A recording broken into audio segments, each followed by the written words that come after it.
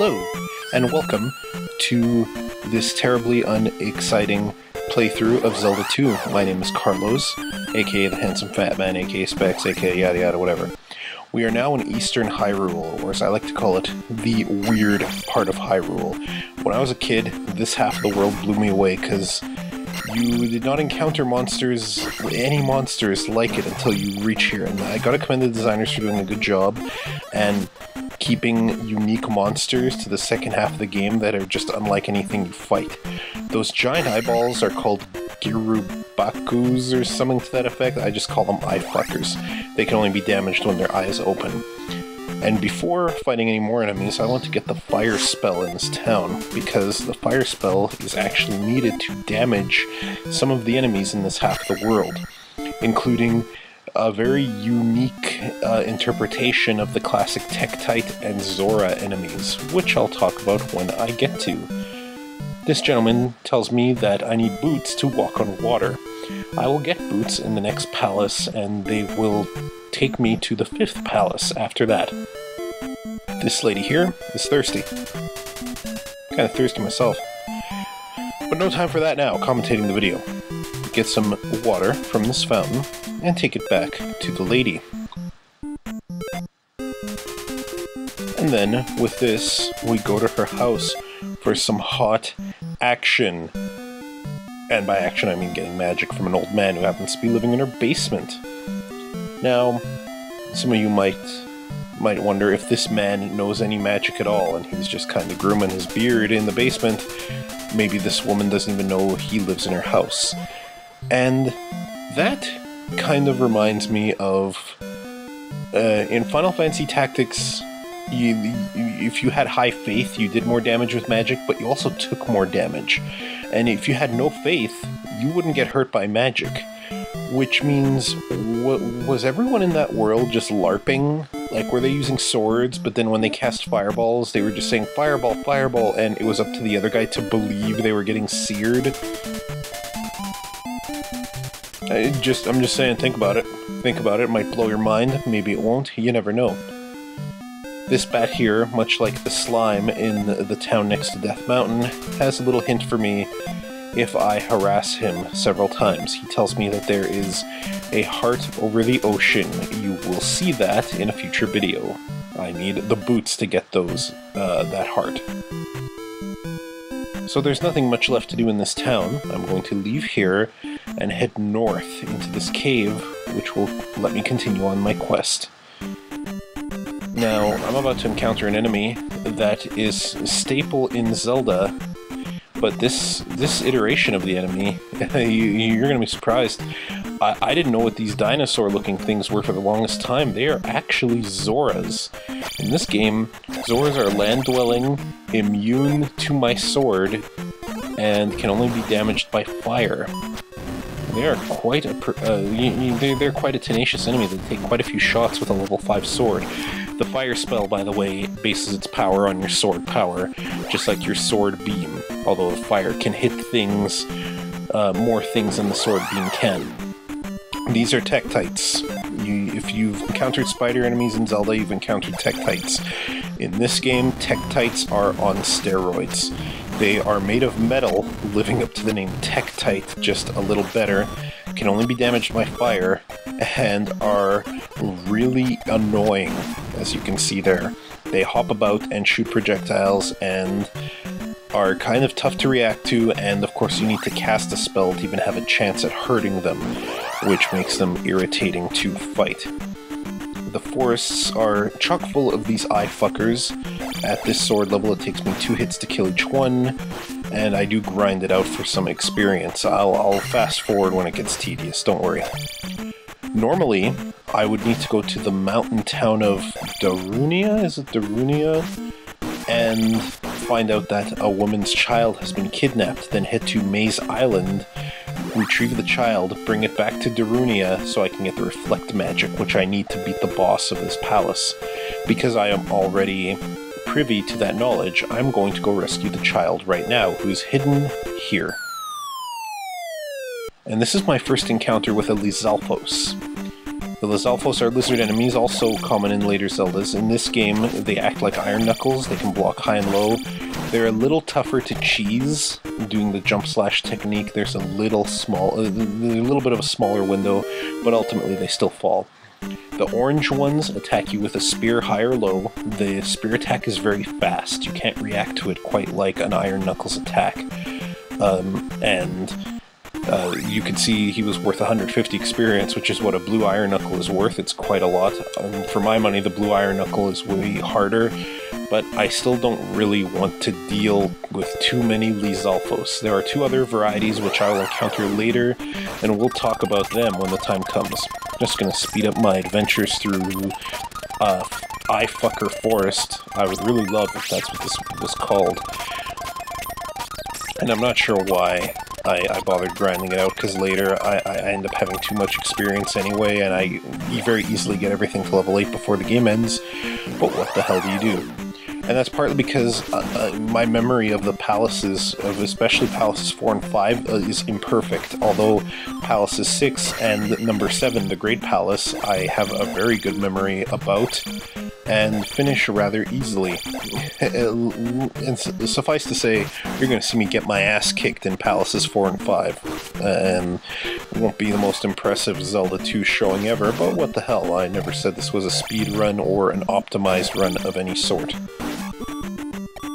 So I decide, fuck those eye-fuckers, I'm going to fuck off out of here. The path to the town of Darunia is littered with 2 forced battle scenes, with some dangerous water and blue Octoroks, which are just like all the other Octoroks I've encountered, the red ones, except they are blue and they take more damage. And do they deal more? Probably. They have the same variants. The ones that move forward will sometimes shoot while moving forward. The ones that stay still will only shoot when they jump. This is another scene. It's exactly the same as the one before, except with bubbles. And these bubbles are random, and at this elevation, pardon the beeping, that's just Link's, the Zelda game's irritating habit of letting me know I'm dying. And at the low elevation, it's hard to react to the bubbles, so I wanted to get up higher so I could actually react to them a little more easily. Get enough magic for a life cast, and bam, I'm saved. Proceeding on, carefully time my jump so I don't get bubbled down into that water, because I don't have a fairy spell ready to save myself. And now we're in the mountain town of, was it Darunia? Yes. So here there are 2 things to get: the Reflect Magic, which I now have the child with me to give back to his mother, or her mother. This is the second town in the game, the second of 2 towns where there are normal folks that will turn into enemies. I also have to get the Upthrust. I thought there was something hidden in this house, a clue or something, some dialogue somewhere. So pardon me as I look for it. I never do find it though. And I eventually just give up and leave. But it's not necessary to beat the game, so just leave. I'm pretty sure there's something in there. You'll pardon what I'm about to do here. In order to get the Upthrust, you have to go down a chimney. It is actually not on this screen. It's actually on the next screen over, and very stupidly, I thought it was on this screen, so I tried to insist on getting up to these roofs that I cannot reach with the jump spell. And I'll fast forward here so that you can see my stupidity just go by quickly. You don't have to put up with it. Rest assured, there's nothing on those roofs. I'm just being dumb, and it never occurred to me to just fucking move on with my life. Yada yada yada. Fuck it. Not this screen, just move on. Next screen over, it's that house I just passed. I need to get to that chimney.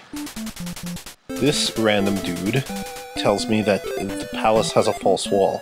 He is talking about Palace 5, which has its dungeon item hidden behind a fake wall, which confounded me when I was a kid, and spoiler alert, even though I knew there was a fake wall in it, playing this, I didn't remember where it was, so it confounded me in this playthrough. There's also fake floors in Palace and walls in Palaces 6 and the last Palace 7. Here, I learned the Upthrust from this knight. When you jump, press up to stab stab. Stab stab. Just saying it twice, no reason. You do a Mario jump with a sword, basically. So if you hold up while ascending, you will stab up. Unlike the down thrust, you can't do it just any time you're in midair. You have to be going upwards in order to up thrust. A handy attack, and much like the down thrust, I didn't think I needed it to beat the game, but you'll see in Palace 4 there are parts where you do need it. I'm just trying to remember which house here has the lady whose child I have to return, and it's this one here. I imagine a translation error, because this lady looks like an older lady. The translation was probably, you know, going to say it was her grandchild. Whatever. Nonsensical point that doesn't really mean anything. So, this done. Well, not quite done yet. We'll talk to the old man. Get the Reflect spell. The Reflect spell, which I've talked about before, will enable my shield to block things it couldn't. Not everything that it couldn't, but quite a few things like the fireballs I've repeatedly said I can't block without Reflect. It'll also reflect back the Wizrobe bullets. Wizrobe also another common Zelda enemy, and that is the only way to defeat Wizrobes and the boss Wizrobe of the next palace, whose name is Karok. That boy just tells me that a powerful knight lives in town, and there's just a little clue to, you know, realize that, hey, if you didn't get the up thrust, you're missing something. Here, I wanted to just demonstrate a little trick, because I didn't want to go through this bubble scene again. If there's a forced battle scene on a tile, and you run into a random encounter, as you overlap the tile, you'll spawn out of the random battle scene on that tile and can just move past it.